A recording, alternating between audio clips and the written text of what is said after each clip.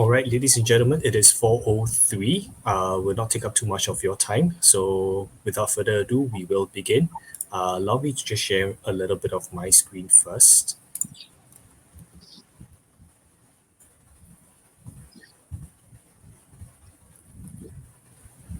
Oops, my mistake.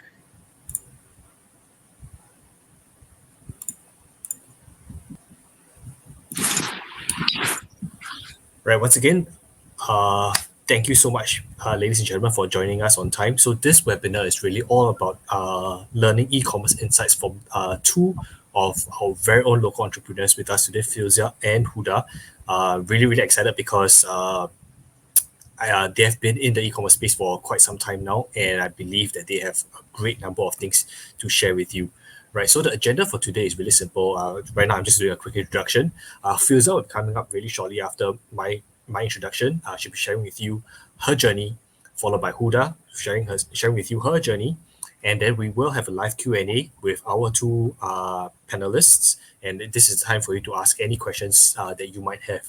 So along the way, throughout the sharing, if you have any questions, please feel free to just put it in the questions tab found at the bottom right of your screen, and we will answer those questions at the end of the sharing. Right. I also understand that some of you might have already asked several questions during the registration. If you have, we have already gotten the questions, and we will answer them at the end of this two presentations as well. All right. So once again, my name is Daryl, and I'm the strategic partnerships head for Osome. I'm really privileged to be hosting this webinar together with Filzah, founder of Hijentity, as well as Huda, founder of Fempreneur Secrets. All right, so I'm not going to go too much in detail. I'll leave it to the two of them, the two beautiful ladies, to share their journeys and about a little bit more about themselves with you. So without further ado, ladies and gentlemen, I present to you Filzah. Hi everyone, thank you so much, Daryl. I'm so happy to be here today together with Daryl and Huda. Right, so let's get on with it. Right, so today we will be talking about e-commerce insights and some tips and traps to avoid. Right, so I've been told by Daryl that most of you here are probably thinking of starting your e-commerce business or have already been in one. So I've been in the e-commerce industry for 7 years now, and so I hope you'll find the insights that I have useful to kickstart your business. So over the course of 7 years, I've managed and created delightful brands for Muslim consumers to help them live a wholesome and fulfilling life. So when I look back with fond memories, when I first started the business, we only started with $2,000 and grew it incrementally to what it is today. So today we have 3 brands under the Hijentity e-commerce brand, and we have served more than 15,000 customers, and we have a combined social media traction of more than 40,000 followers over like 3 social media accounts. Okay, so just some webinar reminders. So these are the things that I'll be covering. And I was thinking that I would share in terms of the past, present, and future of challenges of starting, some powerful tips that I have, and surprising challenges that I think that business owners will face. So I think the very first question that anyone would have would be like, what do I sell and how do I sell effectively?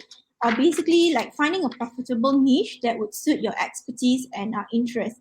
So for me, I feel that e-commerce and selling online has been popular since probably like 2010, but more so after the pandemic right now, right? So for me, I chose to serve Muslim consumers in these 3 categories. So, in hijab fashion, modest sportswear, home and learning. I will be sharing with you more about these 3 brands and some insights as well. So, for the first brand, when I first started, okay, I actually got connected with a Malaysian brand who is very popular among hijabis who wear the hijab. But at that point of time, in 2014, a lot of people were selling online just through Facebook. So I saw an opportunity to make it more efficient and streamline the processes, and I converted it to a full-blown website e-commerce. And we did a lot of marketing and promotions, and that's how we organically grew tudongpeoplesg.com. And then later on, probably like 2 years back, we saw a gap in the market that people want to live a wholesome and fulfilling life and take care of their body and lead an active lifestyle. But at the same time, they want it to be fun. They want to look stylish, and they also want their workout wear to look very very functional as well. So that's how we got in another brand, Olloum.sg, uh, and to market it in Singapore. So how we actually market it is you can see that we showcase real people in Singapore wearing the brand and actually really loving what they wear and what they use as well. And in recent years, about 2 to 3 years, we moved from just marketing and operations to actually build and create our own products. And we actually do that by testing and validating our ideas. So I think that's one thing that you want to think about as well when you want to create products. Get it to market pretty quickly and see feedback from the ground. So that's how you know what you can do better. So you can see that I have tried a lot of products over the years, and at the end of the day, for the lifestyle brand that I have, homesinjana.com, we focus on home and learning goods. Right. So another challenge that when you start up is that you need to create an ecosystem from scratch.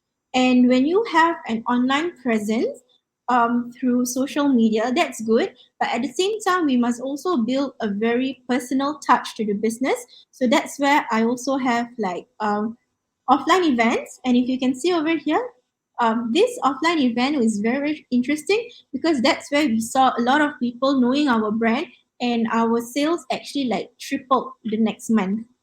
And here we actually host community events where we share our insights and about our lifestyle and topics that are pretty close to the audience heart. And you can see that even though I do sell tudong, but not everyone who buys from us just have to wear tudong, even people who don't wear the hijab. And I'm also actually very surprised that there are a lot of people who are converts as well, or men who also actually buy for their wives. Okay, the second thing is having an operations system so that when you have your warehouse system that is in place, you can deliver the goods to your customers speedily and very efficiently, and this would help you in like a very low or almost no returns. And I think that's one of the things that we want when we create in an e-commerce business, is that we want to have like repeat customers orders. The third important thing is that you need to build a sales funnel and plan when you do your marketing. And you can see over here, it used to be that the old marketing funnel is very like one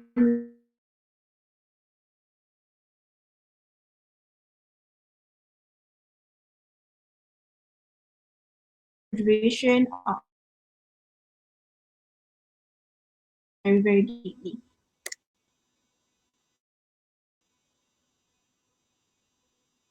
And very, very important, you can have a lot of sales, but at the end of the day, you also have to know what is your cash flow and your profit. So finance is a very important part when you build a business. And I think this is the part that Osome can share with you more.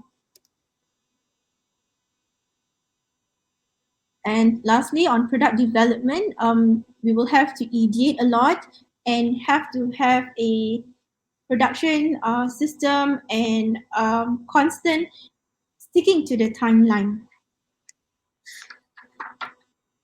So in the present time right now, I feel some of the challenges that we might face as business owners is that uh, people want to view the things online pretty fast, and that's where we have to prioritize mobile shopping experience as the consumers' behaviors change. And as we grow the business, we will realize that there will be a lot of problems. But at the end of the day, we have to focus on solving the most important problems. And when we just start out, I feel that the most important problem is to actually have sales, to have a way to attract clients or customers and convert them and deliver on your commitment. Like if you have promise them to deliver it in 1 to 4 days, we have to upkeep that promise so we can make them keep coming back to us and build a long-term relationship. But and of course, on a personal level, I think when you start a business, it's always on a blank canvas. So you would have to think what would be your 5 or 10 years roadmap. And interestingly, we have actually a lot of support from the Singapore government. You can go to skillsfuture.com to see what are the kind of skills or what are the kind of training that you can go through. Then you have to trust your gut.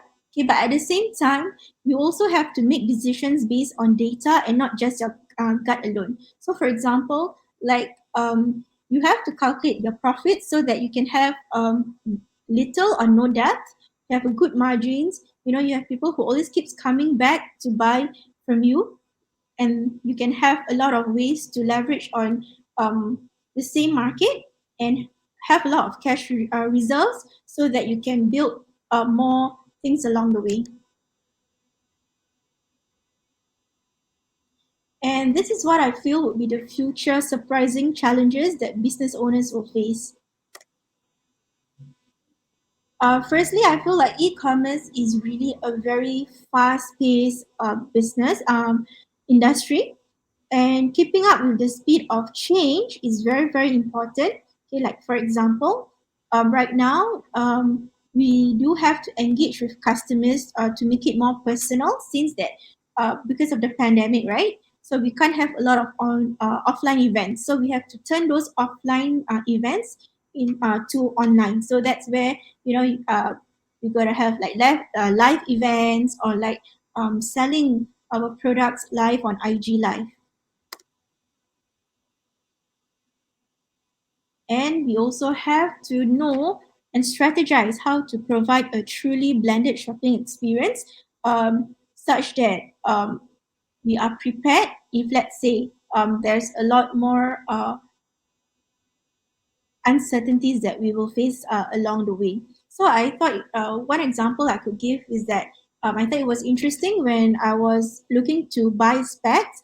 I saw that there was this brand lens card where I can actually see myself wearing the specs online. Yeah, so that's the kind of 3D virtual experience that we can offer. Yeah. So at the end of the day, I feel like the true entrepreneur is a doer and not a dreamer. And I think if I reflect back on my journey, if there's one thing that I would have done differently is I would have just tried more things that I was afraid of, and not just sit on those ideas. Yeah. So I hope you have benefited from this. And if you have any questions, you can ask later on.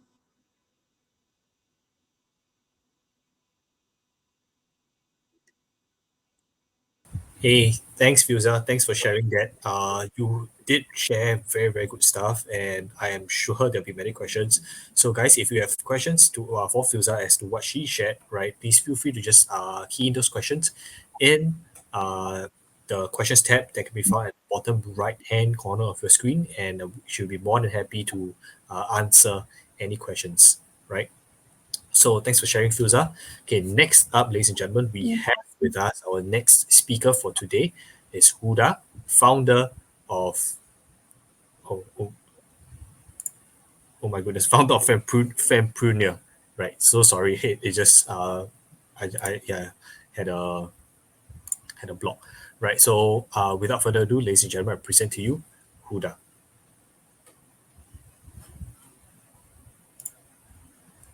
Muted. Thank you so much, Daryl, for that introduction. And thanks, Filzah, for sharing that amazing insights into the work that you do. So without further ado, let me take you on my journey into the world of entrepreneurship. So let me share my screen. Okay, great. So in this world of e-commerce, there is an important thing that you need to understand here.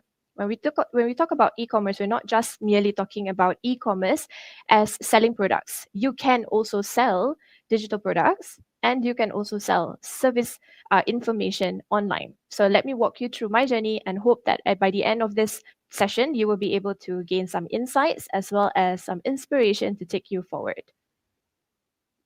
So first of all, I'm here to introduce myself. My name is Huda. I am the founder of Fempreneur Secrets.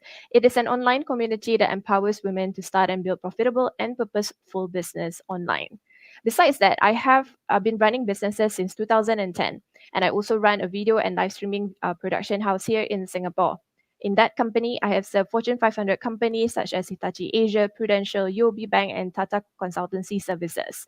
I've been featured on notable media like you see here on the screen, and all of this is not something that happens overnight. It is a process bit by bit that takes place that can help you to see that the world of entrepreneurship, the world of even being an e-commerce entrepreneur, is not something that happens overnight. It does take time. Okay, and let me share with you my journey as to that. So right now, I know people, you're probably thinking, is it going to be easy to run a business? Well, no, it's definitely not. And let me take you back to when I first began.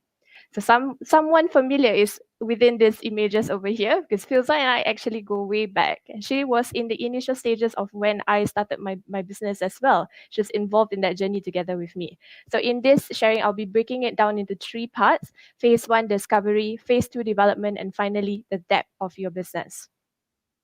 So my first 2 businesses was in e-commerce. I've been dabbling in that in the first initial stages because I thought that was the easiest way in which I can earn my first income and to being able to become a full-time entrepreneur. So in those business, I was doing handmade stationery as well as designer hijab. So these that you see on the screen right now, they are all designed by myself, and it was just an expression of creativity for myself. Now, in this business, one of the key challenges that I've encountered here is the importance of having multiple rounds of iterations, multiple rounds of improving your products. And of course, at the same time, when you do any kind of business, whether it's e-commerce or not e-commerce, you still need to find reliable suppliers. And as you know, I go through the journey itself. One of the funny moments that I would encounter throughout this stage is that it's not easy to find good suppliers, and it's also not a guarantee that suppliers are going to stay with you all throughout your journey. So for both of my businesses, my suppliers ended up not maintaining the relationship with me because one of them, my supplier, was based in Indonesia for me to manufacture my hijabs. They closed down. So they couldn't continue manufacturing the hijabs that I did with them. And then the second thing that can happen to you too would be that at that stage, in 2000 and I think 2012, 2013, my hard drive crashed. So that was one of the funniest moments, I would say, funniest moments now. But at that time, of course, it was very, very scary for me to have to go through losing all the essence of the designs that I've created in this very design centric businesses. But without that initial stages of discovery in your business or in your life, you will not know what you're going to do next. And that leads me to the second stage of my business journey, which is development. Now, when I learned what mistakes I made in that early stages of creating businesses, trying to learn a little bit more about myself, I went on into this next phase in my life, which is development. So during this journey of development, things happen in my life. I like to call it a series of unfortunate events that took place one after another that ended up making me where I was at the lowest of the lows in my life. I only had $2 in my pocket in one moment, and I had to decide what I wanted to do with my life. So I had to make this very strong decision whether I wanted to use that money to eat or whether I wanted to use this money for me to find accommodation, a place for me to stay for that one night. And that trying moment ended up giving me this inspiration or aha moment that I've had enough. enough. It's time for me to take my step forward, and it's time for me to do something that can impact and create a change in the lives of others. So this photo that you see over here was an enaction of the first service-based business that I've created with whatever resources that I've had at that time: a laptop, a camera, and of course at the same time mobile phone. And I raised funds, like really, really raised funds with whatever that I had, sold stuff, get money in order for us to start this business. So through our photo booth business, through this set of work that we did, we ended up meeting amazing, amazing clients that wanted to do more beyond that. And that's where my second business, uh, third, this one will be my third business, but this is the one that has been running and surviving. It's my really bread and butter for the past 7 years. So Blissful Studios has now developed into a video and live streaming company, and we have served the Fortune 500 companies that I talked about just now. And all of that wouldn't have been possible if I didn't try in the initial stages. And of course, at the same time, if I didn't listen to the feedback from my clients. So if there was any kind of things that I wanted to share here in this experiential learning, is that when you face some challenges in your journey as running a business, whether it's an e-commerce business or not an e-commerce business, it is important, very, very important for you to ask for feedback from your clients. Because without those feedback, you're not going to be able to improve the work that you are doing, and you're not going to be able to provide better quality service to your end consumers. This was such a great learning journey for me that eventually led me to this next stage in my business journey, which is depth. Now, in this stage of my business journey, I discovered that I wanted to do good. And of course, at the same time, I want to empower the lives of business women from all over the world to have access to business education, because this was a need. This definitely was one of the things that a lot of people within Southeast Asia face in terms of accessing this business education.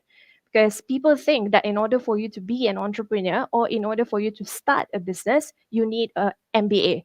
Well, the truth of the day is that you don't, and MBAs are really, really expensive, and that makes it inaccessible. So one of the biggest challenge in running Fempreneur Secrets would be to find and attract the right consumers who's willing to pay, who believes in my mission, but at the same time wants to be part of the movement that we have. So it's about buying into this idea, this mission that we have to see business savvy women existing globally. And we do this by selling digital products, digital courses, as well as programs, masterminds, and coaching programs, all done virtually, all 100% done online. That's one of the things that you can also look at if you are considering an e-commerce business, but you don't want to do product-based business. So you want to do something else. This is one of the things that you can look at if you want to do, you want to market yourself online, want to earn some income at the same time. You can still sell digital products. And that's one of the ways in which you can scale, grow, and expand your own income and your own earnings. All right. So I want to share a little bit about Fempreneur Secrets, just a short bit. We have trained over 420 entrepreneurs worldwide, and if not for the amazing work that I've done with all these people, I wouldn't have understood how important life is. Because at the end of the day, life is full of ups and downs. Because if there are no ups and downs in your life, you're pretty much dead. You need that ups and downs in your life, right? And today you have a vision, okay, and tomorrow you lead the vision.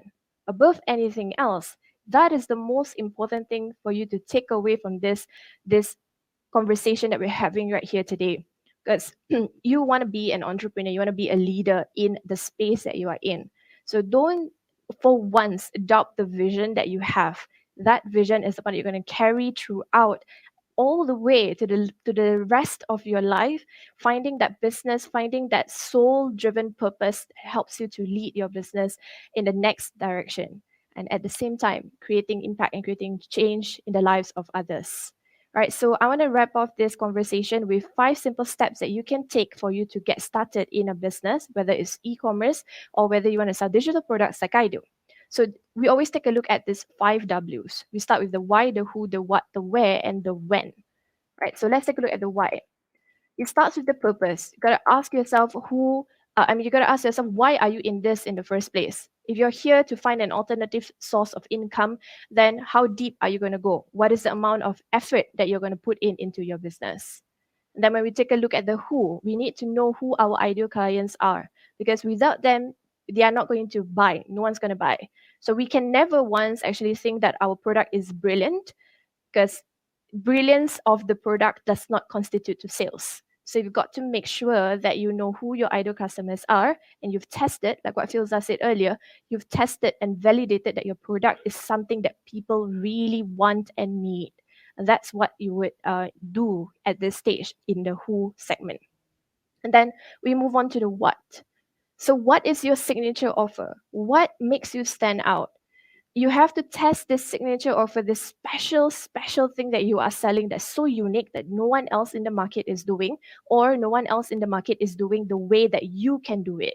So this is what you need to work on towards the direction in which you can take your business to the level where your audience and your service is matched. And this is what is called the product market fit. And then finally, not finally, second last, where? All right, so where? You got to pick a platform. So if you're not visible online, your customers will not know that you exist. This is one of the biggest pitfalls that businesses actually make in the beginning, because they think that their product is so great that everybody is going to buy. That's not true. You have to tell people that you exist. If not, they don't know you exist. So 54% of social browsers use social media to research products. That's more than majority. So you have to take action and do something about it. And of course, be present and consistent as much as you can. And that's how your customers will know that you exist and can stay relevant to them. And finally, when? When is you need to think about how you can build your community, because this is one of the most important aspects of the business that is going to help you to take beyond just selling products and services. Because building a community is building and bringing together groups of people who have a belief in the missions that you carry out through. And in this case, this will help you to really find a space in your business where people will come in, believe in you, and when they trust you, they will buy from you. So those simple things that I can share with you will really help you to bring your business to the next level. So I'm going to just scrap all the statistics. You've heard me enough. And here, when you find all of these things, you're going to be able to find your fearless potential, right? So for me, my last words before I pass the time back to Daryl is for you to stay fearless. In this game, you don't have to go through it alone. Okay? You just need to know that you can trust your intuition and you can trust your gut feel in the direction that you want to take for your business. And at the end of the day, keep learning and keep believing in yourself, because the world needs an inspiration just like you. Thank you. Back to you, Daryl. Wow, thank you so much, Huda. Thanks for sharing with us your insights as well as inspirational talk. I think that is really awesome. Yeah. So, ladies and gentlemen, we are going into the Q&A now. If you have any questions, please feel free to key in the questions again in the questions tab, and we are more than happy to answer any questions together with Huda and Filzah. I'm just here to moderate. Okay, I'm not here to answer any e-commerce related questions. Yeah, but Filzah and Huda here, they are the experts, right?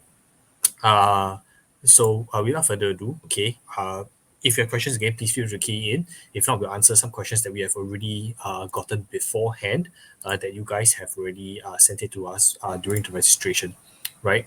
So I think the one question that I thought was really good, right? I think this Huda and Filzah, if any one of you want to take this up, please feel free to do so, or just to jump in whenever you can. I think this is really good. How do you identify a niche product to sell? I mean, like there's so many products out there, you can literally sell anything. So how do you identify what is a good niche? Okay, so Filzah, you want to take it? I think I can take it for a bit. I think like what I've shared earlier on, you gotta look at what is your expertise and what is your interest as well. Yeah, so as for example, I graduated from communications in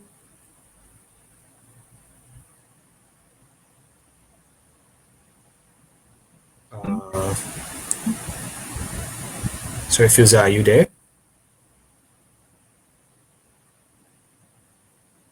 Okay, I think there's some technical issues.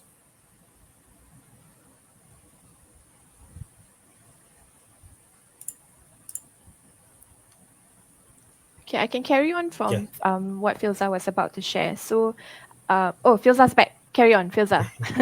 Yes, you graduated. Yeah. Yes. Yeah. So I was sharing that like for me, for example, I graduated from communications and new media. So that's where I knew where I can value add, which is in marketing, operations. So in that area, and then on the interest, because at that point of time I just started wearing the hijab. So that's where I went to research and ask friends. What do you think is missing in the market, and that's where we can research a lot of those keywords on Google actually. Yeah. Yep. Thanks. Huda, any thoughts on this? Yeah, so for me, in terms of identifying a niche market, just like what Filzah says as well, it's important for us to understand our purpose, our passion, and then of course we need to also see whether it's profitable in the first place, and all of those things encapsulate the identity of who you are. So I do have a challenge that, right now taking place. It's my 5-day Activate Your Fearless Potential challenge. You will be able to do exactly this to find a niche that you can take away and identify what is it that you want to do. Because at least for me, I believe that when you are running a business, you shouldn't be running a business that that you don't like doing. You need to have a lot of passion for it. You don't want to be tired doing it over and over again. Yeah, so eventually the business that you want to do should be the one that can leave a legacy behind. Yeah, so this is one of the things that can help you to identify your niche. On top of that, I would just like to share with you one tool that you can take away today that can help you to find out what exactly your customers are looking out for. So this tool is called Answer the Public. So you can go to answerthepublic.com and you'll be able to find lots of amazing things based on keywords that people have searched online. And because it's such a very visual tool, it will help you to see what your customers are actually searching for. And then from there, you can have your initial stages of identifying whether there's demand or not in the first place. So I hope that helps with that question. Yeah, thanks, Huda. So what's the name for that tool again? Answer the Public. Let me drop it in the chat. Yeah, thanks. I was just about to do that. Answer the Public. Yeah, that's a very good tip and insight. Okay, next question. Says here, what is the best platform to sell, or should I even create my own website? So I think, there's so many different e-commerce platforms right now, right? If you're selling a product, there's Shopee, Lazada, Amazon, Shopify, etc. If you're selling a service like Fiverr and all those. So what is the best platform to sell? Any thoughts on this? Actually, I can share a bit on that because when I first started, I was a little bit ambitious and I wanted to do my website from scratch. So I used WordPress and this thing called WooCommerce. Yeah, but I find that because my value adding was just in marketing and operations, I didn't really need to do that back end web development. And so I switched to Wix and e-commerce. And from there, my cost really dropped. And it's just a lot more efficient that I can just focus on creating products, marketing, branding. Yeah. So I think if you do not have any experience in coding and all these things, and you don't have the budget to like hire people, then just stick to like Shopify, Wix, or and there's also BigCommerce if I'm not wrong. Yeah. Yeah. Okay. So Thanks, Filza. can I Huda, carry? sorry. Yeah. Yeah, please. Yeah. So I think to answer this question, it's not about having or choosing the best platform, but it is about knowing where your audience would go to. So your potential customers, where would they buy from, and what is the convenience that they are looking for? So if you choose to go with Shopee versus Lazada, for example, and then when you are trying to make the decision between the two, I can tell you from experience and also from teaching other people to set up these two platforms, what I see is that Shopee is more for bargain hunters and Lazada is a little bit more premium. So you need to understand who your clients are or who your customers are and which of those platforms or marketplaces that they are really, really at. And of course, at the same time, like what Filzah has said, if the reason for your customer to choose choose you versus someone else is because of the marketing, because of the branding, then you should have a platform on your own that you have created, and just in a simple e-commerce store to get started without the overcomplicated tech. So that's what I feel would be the best way in which you can look at this question. There's no best platform. There's only what's best for my customers. Over to you, Daryl. Well, I like that. Yeah, there is no best platform. It is what is best for your customers, like customer-centric focus sales, like what you guys have shared earlier. And I think that really drives back the point. Thanks so much. Okay. Next question that I have, okay, is somebody wrote in, what is a good capital to start with? Filzah, you share first. I think you shared just now, right? The capital that you started with. Yeah. Actually, any amount is good capital, but the best capital is to put your sweat equity, like I feel. Wow, sweat equity. Sweat equity. Wow.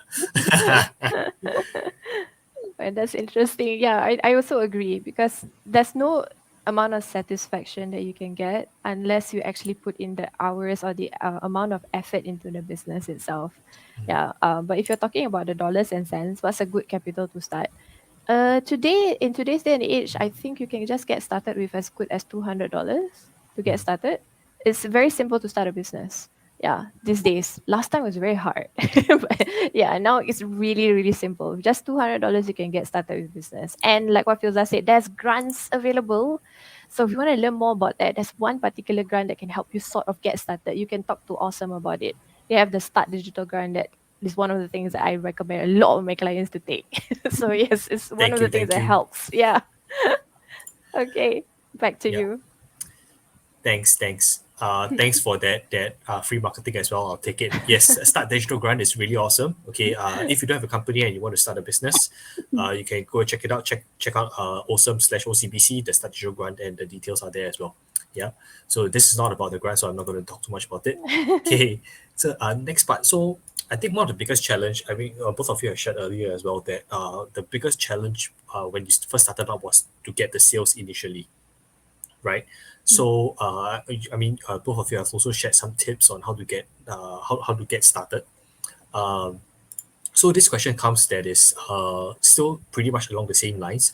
So he shared that, okay, I've gotten the sale initially, right? But they're finding it a challenge to maintain that level. Yeah. So what are some tips or some things that you feel might be able to help this person? Like they got a sale already, but they're trying very hard to maintain it. Like they see like it's up, down, up, down, up, down, up, down, up, down. And because it's up, down, up, down, up, down, they don't feel comfortable to grow and scale.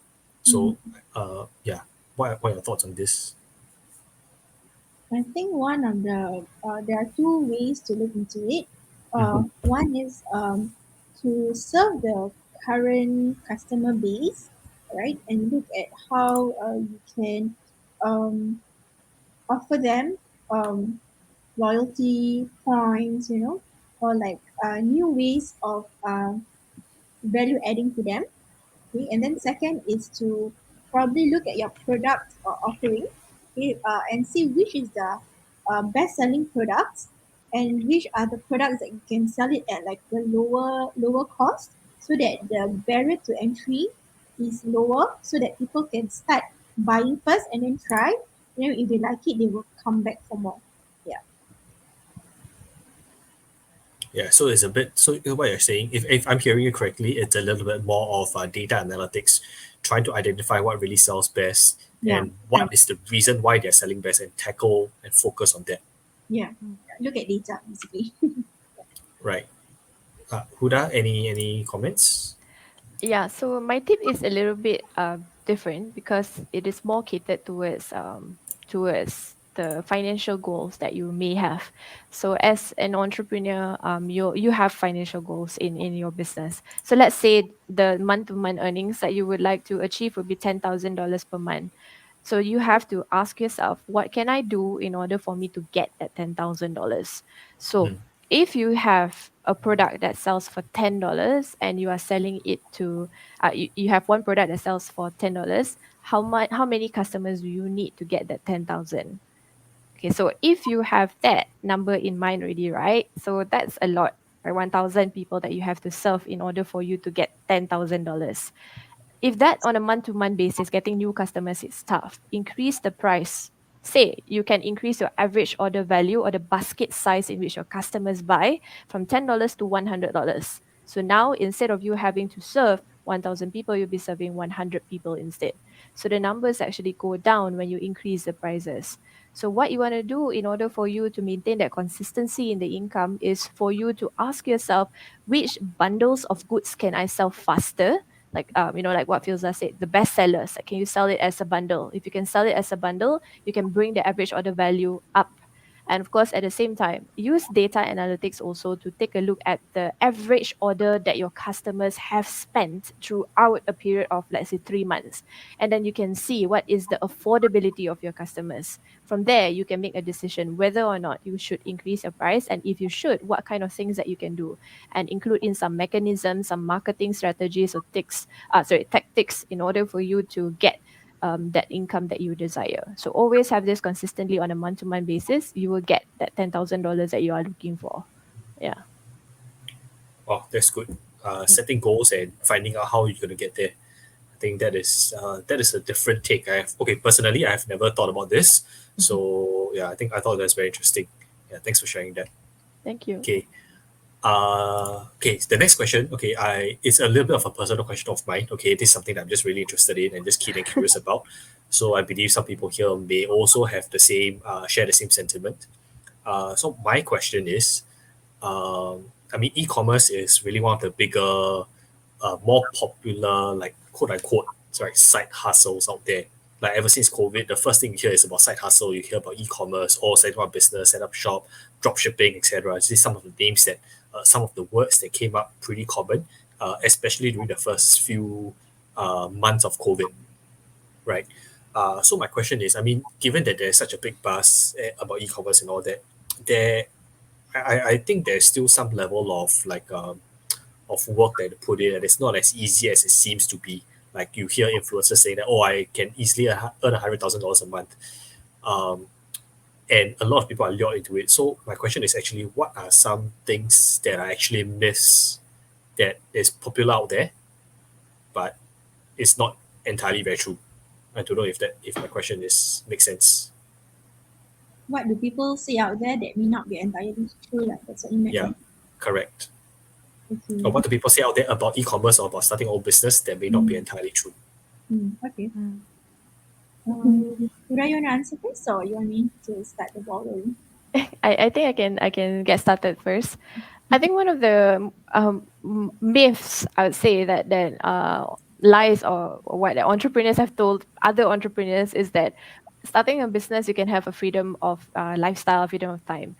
Yeah, you can, but after like what, 5 years? It's not something that you're going to be able to see like overnight. Like just the moment that you started a business, you're going to expect that.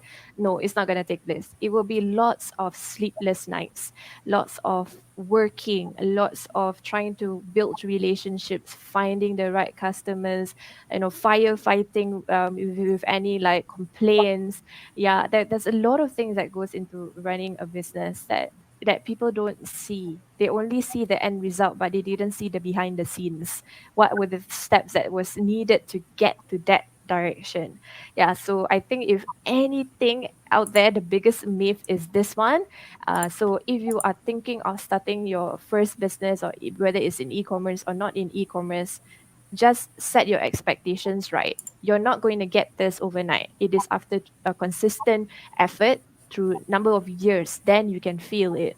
Yeah. So if you are really, really brilliant, like you have like access to financial wealth, like a lot of money, for example, then yeah, you might see this much faster.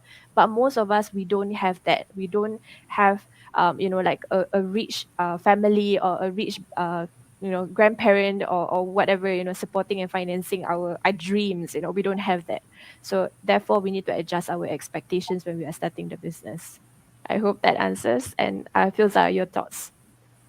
Yeah, I think that's a very good point.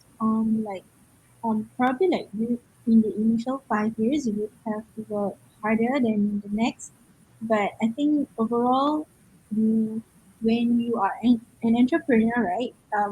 Your life somehow becomes blended into your life, and there might be times where you might feel very burnt out, Yeah, and I think that's one thing out there in social media that's not being mentioned. Like there's this thing about over glorifying like success, and saying that like today I have earned 10,000 or 20,000 this month, but probably that's just in sales, but it might not be in profit margins, right? Yeah, so it creates unnecessary pressure or unnecessary unrealistic um, a yardstick of how much you should be earning. Yeah. And I think secondly also like when we talk about e-commerce business, I think there are small players in this, and then there's also big players in the market, right? But I feel that no matter whether you're a small business player or a big business player in the e-commerce industry, right? At the end of the day, the DNA of every e-commerce player is profits. So you might be earning like 10K, but maybe your profit margin is higher. But a bigger company might be earning like 2 million, 4 million, yeah, but their overheads are also higher. Yeah. So I think it goes back to what Huda said, like you gotta find your own purpose lah. Thanks for sharing.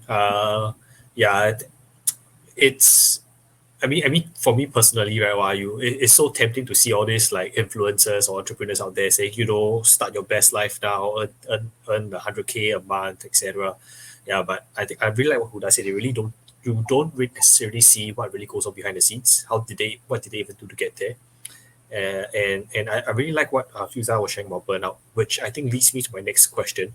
So, given that the both of you agree on the consensus that the first 5 years may be challenging, right, or more challenging than normal, and Filzah, you also mentioned burnout, which I thought was very interesting. So, how do you then manage it, or like manage between burnout and work? Because ultimately, once you start the business, that is your baby, right? Mhm.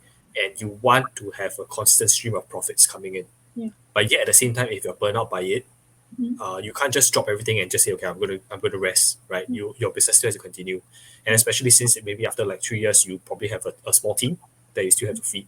So how do you then manage this work slash burnout together? Yeah. I think firstly is do not let your work be your identity, I feel. Yeah, because probably as e-commerce entrepreneurs, because our work and our social life is so blended, we might feel like we want to work all the time. And I think that's what I did in initial years. I'm just working all the time. Yeah, but now I have better boundaries in my space. Like when I go to the office, it's to work, but when I'm at home, it's just to play. When I'm outside, it's to exercise. So boundaries are very important. Yeah, and then secondly, is to know what is your core competencies at that point of time, and then whatever else that you think you cannot handle, you gotta outsource, ask people to work with you for you, and grow a team so that you won't be all over the place, basically. Yeah. Right. Yeah. Huda, any thoughts? Dealing with burnout, and of course managing and balancing the differences between work and play, like what Filza say, is yes, it's about drawing boundaries. So I think for me, how to deal with burnout is one of the things that I really really want to stress is to not acknowledge that the business is your baby, like what Daryl has said just now, because that is one of the things that adds unnecessary pressure to you. The business should be full of joy. It should be filled with a lot of passion in the things that you want to do. But when you think of it as a baby, it means you need to make it grow. You need to feed it the right amount of things. And of course, at the same time, you also need to see it to become like a successful adult, you know? So all those kind of unnecessary pressure that you're putting in inside yourself is the one that's going to cause you the burnout. So put yourself, just don't compete with anyone else but yourself. I think that's the most important thing. So just compete with yourself. Like who you were yesterday, you compete with yourself today. That's it. I think that's good enough to maintain that balance so that you don't become overly burnout. Well, I have to say that this is easier said than done, especially when you have lots and lots of passion in the work that you do. Like you are so motivated by, the dreams that you have for your business. That's when you will work and work and work, and you will just, have no, you really don't know when is nighttime, you don't know when is daytime. Like is not the kind of things that you want in your life. So it's very, very important for us to set the goals and the structure of how we want our business to look like moving forward. So at the beginning, in the foundation stages, even in my programs also, I teach my women entrepreneurs to set their boundaries very right from the very beginning. What is the goals that they want to achieve, and that will help you to prevent burnout. Prevent, yeah. So to say that, it means that it is sort of like not impossible for you to not have any burnout entirely. There might be some circumstances that you may face this burnout, but it's good to get started knowing what to expect in the business that you are creating. Yeah, so I hope that answers the question. Yes, I think that at least for me, that really answers it, right? I really love what the both of you shared, like having proper boundaries in your to separate really work and life, right? Like your life is not work, and your work is not your life. Yeah, if that makes sense. Yes, yes, Mm. yeah. So thanks for sharing that. Really. Okay, I am aware of time. Okay, we are 5 minutes to five, about 6 minutes to 5 p.m. So I'm just gonna keep this really really short. I have about one last question here. Just let me see what's like the best question to ask. Um, okay, this question that I have, right? Okay, so they wanted to know what I mean, the both of you have been in this journey for a while now. What was one biggest mistake that you made that you feel you could have avoided on hindsight? On hindsight, okay. This is a Yes, on very hindsight. interesting question. Yes, on hindsight, yeah. I think Yes. for me, one of the biggest mistakes that I would probably have avoided if I had known better at that time would be to, number one, pick my battles. Like, I don't need to win every single time. And I also don't need to, like, spoil relationships just because I want to be right. And second is, of course, to also be careful of who you partner with or who you collaborate with.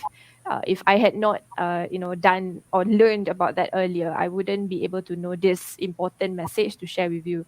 It's very, very important to know the right people to work with. And of course, at the same time, when we talk about forming boundaries, any form of partnership requires some form of legal documents. So, as much as possible, try to minimally form a memorandum of understanding to state what is your responsibilities, what is my responsibilities, and that will help to, prevent any future misunderstanding that may take place in your working relationship. So, in hindsight, those are the two things that I feel will definitely, be valuable for people to learn from the mistakes that I've made. Yes. Wow, amazing. Thanks for sharing that. Filzah, what about you? On I hindsight, think it if would if you be, could, yeah. yeah, Uh, I feel like sorry. do not hire too early on. Do not hire too early on in your business Okay. because like when there is order, right, and when the business has pretty good foundation, then it will be a lot more strategic to hire rather than trying to do a lot of things at the same time. Yeah. So if I may ask, clarify a little bit further. So, what do you mean by do a lot of things at the same time? Okay, what I mean is that, for example, here you are trying to build up your production, and at the same time, you're also trying to train new people Mm, to take up new roles, right? So you're stretching yourself a little bit too thin, like mm. from a company's point of view. Yeah, so it would be better like before you hire, make sure you have like proper SOP in place first, and then look into hiring. Yeah. Right. Yeah. Thanks for that. Yeah, I think setting processes. Yeah, I think that's really important.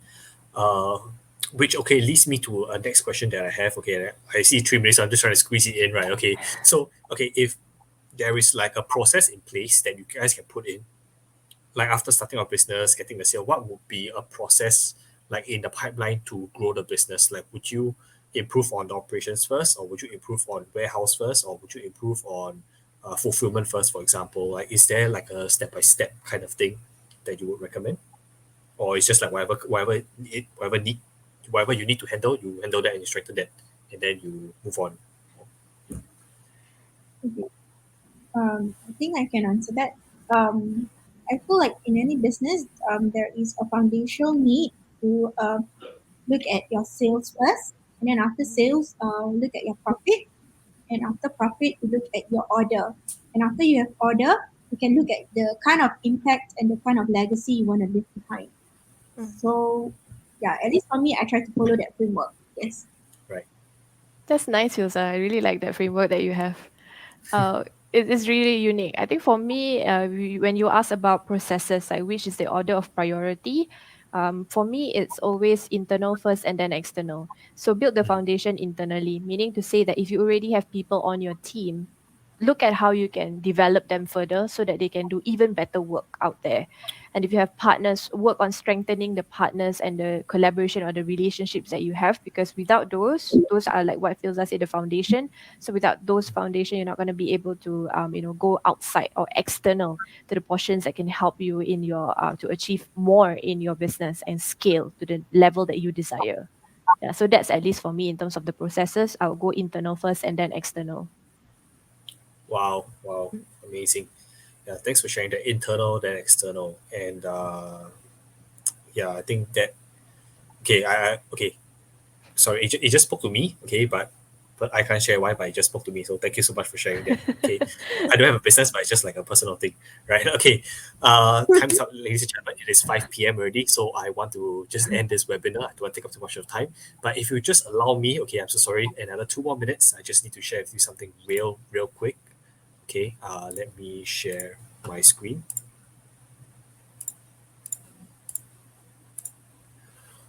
Okay, so ladies and gentlemen, we have come to the end of the webinar. So we do have a survey just to find out your feedback and just to find out how do you feel about this entire webinar. So if you could just log in, just scan a QR code to the survey QR code and just key in your feedback, that would be amazing. Okay, at the end of this webinar, we will also be sending you an email with the survey link as well. So if you miss out on this survey link, don't worry, we'll be sending you another one, and your feedback is greatly appreciated, right? And next up, okay, I mean, Osome, just to share a little bit, we are international, or not international, we serve international clients, but we specialize in incorporation, corporate secretarial, accounting, tax, payroll, and immigration services here in Singapore. So if you're from overseas and you want to set up a company in Singapore, we are your go-to. If you are local and you want to set up a company in Singapore as well, we handle fast, free incorporation for you. Our quickest incorporation was done in 36 minutes.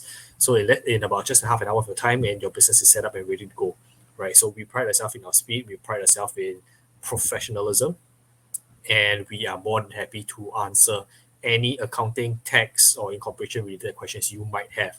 Okay, and if you want to find out more about our services, find out more about our products, please feel free to scan the second QR code at the bottom, and do remember the code SG webinar when you scan the code SG webinar, and you get to enjoy a special discount on the first invoice if you decide to go with us for any of your professional services needs. All right. So with that, ladies and gentlemen, we have come to the end of the webinar. Thank you so much for your time. We appreciate it. Once again, I'm sorry for extending it by a minute or two. But yes, thank you so much once again, and we will see you again for the next webinar next year. Thank you, and Thank have a you. great evening. Thank you. Thank you, everyone. Bye.